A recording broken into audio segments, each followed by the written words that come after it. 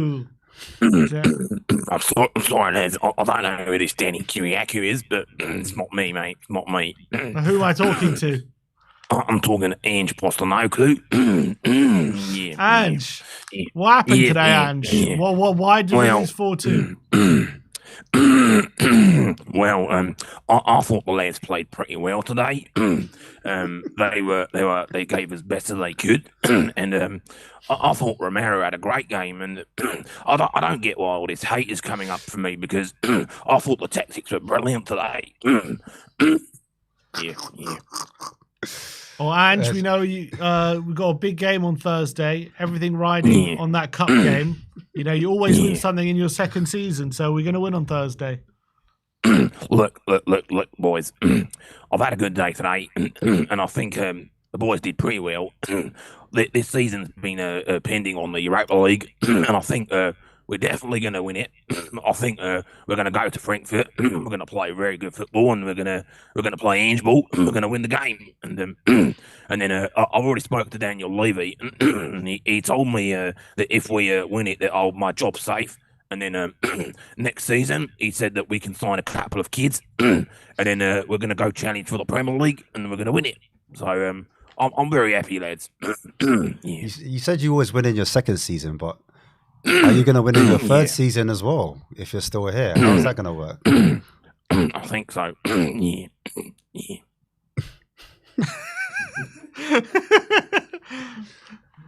So what caused the mistakes today, Ange? I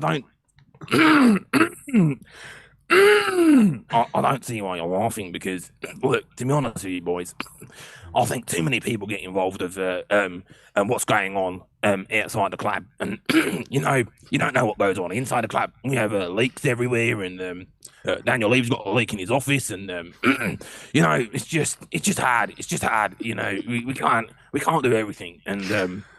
I think the boys have done pretty well this season. We've had a lot of injuries, but Arsenal have had more injuries than us. But look, we can't complain, can we? We got to use the injuries as an excuse. So, yeah. Ange. So, what caused the mistakes today, Ange? What caused the mistakes? I think a couple of players are injured today. I think, and we didn't have our full fit squad, and. Look, what can we do here, boys? We need our full squad back. Look, Van der Ven weren't playing, and when you don't have Van der Ven, we can't seem to play our football, and Ange ball just doesn't work. So it's hard. But the boys gave everything today, and I've got full confidence on Thursday night for the Europa League. Have you found the mole yet, Ange? Have you found the league? Yeah, I think it's Daniel. Daniel. Oh. Why would Daniel leak information against his own club? I don't know, but I just have a big feeling it's Daniel Levy. It might be my good old mucker, Scott Munn. It could be him, but you never know. I mean, he got me the job, but who knows? All right, Ange. Thank you for joining us after today's embarrassing defeat. Nice to talk to you. I'm just going to bring Danny back into it, all right? So let's get Danny in. Ask him some questions. All right, thank you, ladies, and have a good day. Have a good day, mate. Yeah. Good day, mate. Good day. How you doing, boys? Danny, nice to see you. It's like an exorcism. Nice to see you guys as well. Someone took over your body there. Got the angel spirit in you. Mate, Ange was. I thought Ange was brilliant today. Do you know what I mean? I thought he was top form today. But look, the game today I thought was just funny. I honestly, I can see Sim now. Right? I was actually watching. I was actually more interested in your watch along today than I was the actual game, boys. Like I can see Sim getting angrier and angrier at each game that goes on, and it's giving me just good energy. Sorry, Sim, but mine's giving you good energy, you bastard. You're giving me good energy, man. You're giving me that energy because I mean, even my dog who was sitting there watching the TV, even he was turning away when we were going goals down. I mean, he's barking his head off now, but he couldn't even watch that. I mean, it was that diabolical. It really was. The level of mistakes today, like especially just like incredible individual mistakes, you have to say. Like, what do you put that down to? it was individual mistakes in, but I mean, look, let's be honest. How many when was the last time we have see these players actually give us a performance to play for that badge that they've got on their chest, right? So many of these players are just not. I don't care who the manager is. I don't care who the manager is. You have to play for the badge on your chest. You're playing for Tottenham Hotspur. You're paid by Tottenham Hotspur, not by Ange Postecoglou, right? So you should be playing for pride for that shirt, and they're paying them a lot of money as well. And the fact that they give us absolutely no concentration, no anything, right, is just disgusting in my opinion. And I want to see where my boy Nathan is. Where's my boy Nathan, man? Come on, man. I mean, I want to see this Ange ball in full flow. I mean, this is exactly what we're seeing. This is Ange ball at its peak. This is Ange ball, right? This is what we see. This is Ange ball, because Ange ball only happens once in a blue moon. And when it happens, it is great, but it's not consistent. That's the problem with this. That's the problem with this way of playing. So how do you account for those kind of errors? What do you do about when your players are making those kind of errors? We're seeing errors from players time and time again. This is not the first game. This is not the first game. It's the first time I've seen that level of errors all in one game. Yeah, just but like that that's for the because, goals. Sim, you can tell the players. I said this to you in the studio the other day, right? The players are checked out more and more and more. And as the games go on, they look more and more checked out. They just don't want to be there. They don't want to put on, they don't even want to go out there and play football. That's how bad it is. Half those players literally don't want to be playing for Spurs anymore, right? Romero's clearly checked out. Son is checked out. Some of these players, some of these players should have been sold ages ago. But again, why is Son still here? For marketing reasons. That's literally it. It's the only reason Son is here. He should have gone 2 seasons ago, right? Let's be honest. Let's be literally brutally honest. As much as Son has been an amazing servant for this club, he is just not. And look, there's things that, Sim, you probably know behind the scenes of the club in terms of the situation with Son and Daniel leaving their relationship. But there's things that have gone on for years, for the last few years, why their relationship has deteriorated. And it's a clear and evident thing, right? That you can see in the last 20 months, 18 months, that we've been on this kind of trajectory where Spurs are right now, right? And that's been a massive problem.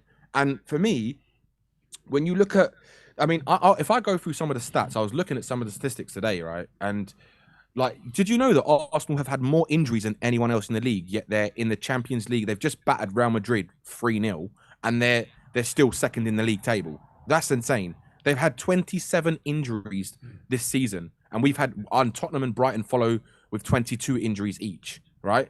So how can Arsenal not use that excuse, but we can use an excuse, and we're sitting 15th in the Premier League table? Let me give you some stats, right? This is the first time in 48 years we've lost this many games in the league, right? 21 defeats. 48 years.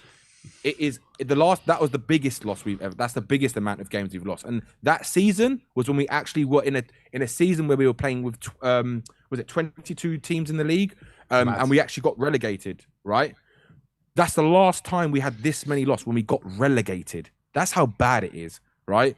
I mean, it's honestly, it's shambolic at the highest level. How this can continue is beyond any reasonable, logical Tottenham fan to sit there and say that Ange should still be managing this football club.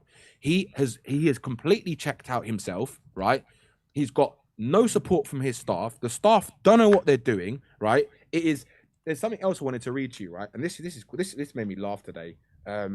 Scott Munn has worked behind the scenes with a limited public profile, but he has made a number of significant changes at Spurs, including overhauling the medical and sports science departments last summer. The Tottenham squad have suffered an unprecedented injury crisis this season, leading to scrutiny over those changes. So we're hiring people who've basically revamped the whole medical department, and yet we've had one of the worst injury seasons we've had in years. This is a joke. The whole club is a joke from top to bottom. And the thing is, the sooner you start to have more things in your life that give you happiness and anything else other than Spurs, the sooner you will feel less stressed out about Tottenham. Because honestly, today I was watching, I didn't have any emotion whatsoever. I had no hard feelings. I thought it was more comical than it was stressful or more agitated. But I didn't get agitated once. I didn't celebrate any of the goals. I think so many fans didn't celebrate the goals.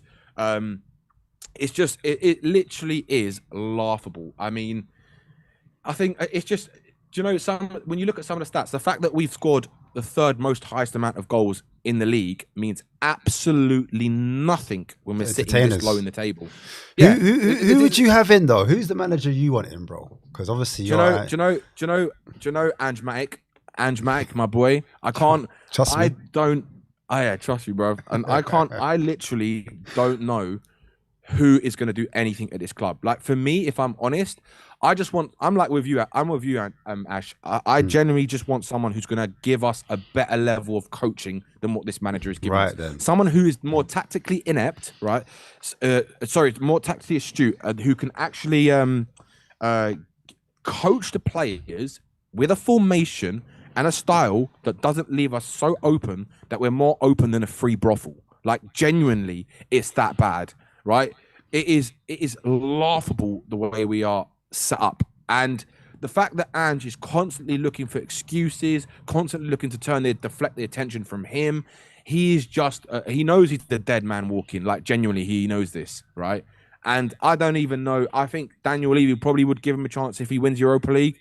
But again, we know what's going to happen. It is like Ten Hag vibes, right? Within 3 months, he'll get sacked because he ain't going to improve. Nothing's going to improve. And we need a whole revamp. And I'm talking from staff, medical teams. I mean, we're hiring people from LinkedIn. We're getting people, advertising the job for medical staff on LinkedIn. I mean, even that's a joke. I mean, it's so bad. Everything that's going on at this club. So for me, it really doesn't matter who the manager is. I just don't care who comes in. All I care about is whoever does come in, they're going to be able to coach better than what we're seeing. Because the one thing I'm 100% sure on, right, is that the players that we have can do so much better than what we're doing right now. 100%. And I'm not saying we're going to go and finish in the top 4. I'm not saying we're even going to compete in the top 8. Maybe we can do that, right? I think the squad is good enough to compete in the top 8. But I can guarantee you, a manager who is more tactically astute, who is a lot more, he's more flexible with the teams you play, right? And he can coach players and train them and actually drill them, not like Ange, who actually can work on set pieces, right? We have someone like that, whoever it is, they are going to do better than what Ange is doing. And I think that's all that us Spurs fans can hope for right now, because the honest truth is nothing at this club is ever going to change until the mentality at the top of the club changes. Until the mentality and the way that, look, I'm gonna say this, right? Harry Kane, Tottenham's leading goal scorer of all time, he said, I'm gonna paraphrase here, right? But he basically said when he left the club that at Bayern Munich, it's a given. It's a must. You have to win every game, right? It's unacceptable to not win a game. At Tottenham, it doesn't matter if you don't win, right? That is a systemic problem within this club. When you have the ethos, right, that it doesn't matter if we don't win a game, that filters down to your manager, your staff, every single person who works for the club, right? Because the mentality is it doesn't matter if we don't put the effort in to win every single match. As soon as you have that defeatist mentality, you can never succeed in any walk of life. And that includes football, right? If you go into any job half-heartedly, you go into any walk of life and you're not putting 110% into your performance, you are going to fail and you're not going to succeed. You might succeed to a certain extent, but you're not going to succeed in the way that you could, or at least give yourself the chance to succeed, right? That is the key. And the problem is, until that changes at this club, until we have someone at the club saying, look, everyone, the goal is to win trophies. Until we have that, we're always going to be a club who's going to float around that top 8, right? We might get lucky in terms of getting a bit further in a competition, or it will take an absolute miracle for us to win any form of trophy, right? But that is the fundamental problem at this club, and it's never going to change, which is why I really don't care who the manager is next. So what would you do ahead of Thursday, Danny?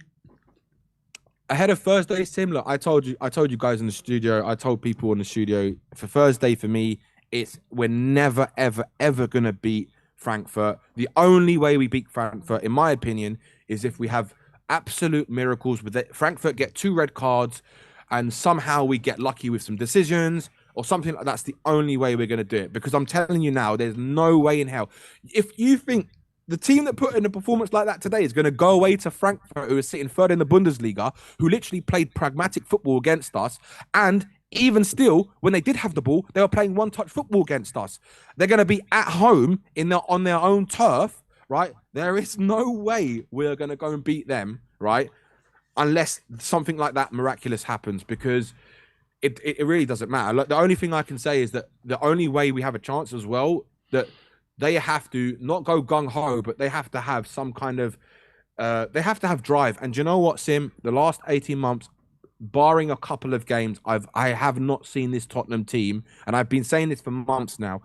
All I want to see is passion and desire for 90 minutes. And you only see it in purple patches during games. You see it for 5 minutes, maybe, where the team are maybe looking attacking, and that's about it. You don't see it for the whole game. You don't even see it for half a game, right? That's how bad it is. Like, and when fans say that, oh yeah, we're gonna win, I genuinely, like, I'm not being funny or disrespectful. I think they're deluded, because I cannot see, right, what they are seeing to give them belief that we are going to progress or that we can beat a team like them, right? Because I can't even see where we're going to pick up points in the Premier League now. I genuinely cannot. I can't see it, right? And I was speaking to someone today, and they were saying, mathematically, we could still get relegated. That's how bad it is. We can mathematically still. I mean, well, I don't know now, because I know that Ipswich drew the game against Chelsea, but when they were winning, if they had won that game, right, mathematically, we could get into relegation zone if we lost every game and Ipswich won every game, basically. That's how bad it is. Like, I reckon we're going to finish lower down in the table, because Wolves are 2 points behind us now, or Everton are 2 points behind us, whoever's underneath us. Like, we're going to finish 16th or 17th this season. I cannot see us finishing any higher than that.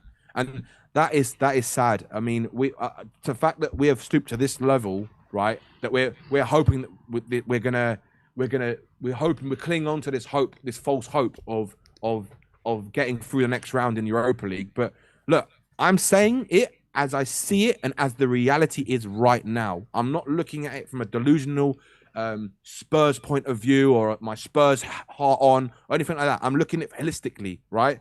And the holistic viewing of it, that any single fan on the planet who watches football can see this. Every single fan. Look, this is how bad it is, right? It's got so bad that rival fans want Ange in. When rival fans want your manager to stay in the club, what does that tell you? It tells you are doing so bad that they want to keep seeing you doing so bad, right?